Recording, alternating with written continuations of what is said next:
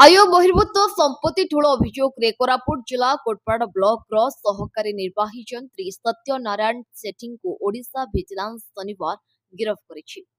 सेठीଙ୍କ विभिन्न बासभवन और कार्यालय उपरे चलिथिबा घन घन चढ़ाव बेले आखि खोसी होइथिबा भली विपुल परिमाणर स्थावर और अस्थावर संपत्ति ठाब होइछि। तदंत समय जंत्रींकर मोट 49 प्लट ठाब करा जायछि, जेउथिरु 17टी बेनामी प्लट परि जणा पड़िछि। ଏହା ଛଡା ଦୁଇଟି ସଦୃଶ୍ୟ ଫ୍ଲାଟ ମଧ୍ୟ ଜବତ ହୋଇଛି। କୋରାପୁଟ ଅଞ୍ଚଳରେ ପ୍ରାୟ 14 ଏକର ଜମି ଉପରେ ଗଢି ଉଠିଥିବା 3ଟି ବିଶାଳ ଫାର୍ମ ହାଉସର ସନ୍ଧାନ ପାଇଛି ଭିଜିଲାନ୍ସ। ଚଢାଉ ବେଳେ ପ୍ରାୟ 940 ଗ୍ରାମ ସୁନା ଏବଂ 2.5 କେଜି ରୂପା ଅଳଙ୍କାର ଜବତ କରାଯାଇଛି।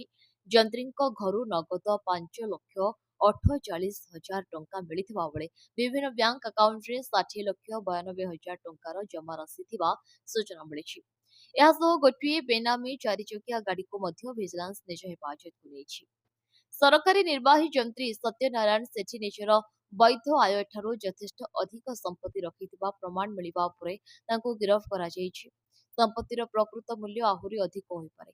ଏହି ବେଆଇନ ସମ୍ପତ୍ତି ସାମ୍ରାଜ୍ୟ ପଛରେ ଅନ୍ୟ କାହାର ସମ୍ପୃକ୍ତି ରହିଛି କି ନାହିଁ ସେ ନେଇ ଅଧିକ ତଦନ୍ତ ଜାରି ରହିଛି। ବ୍ୟୁରୋ ରିପୋର୍ଟ, विकल्प समाचार। आम चैनल को लाइक, शेयर एवं सब्सक्राइब करंतु।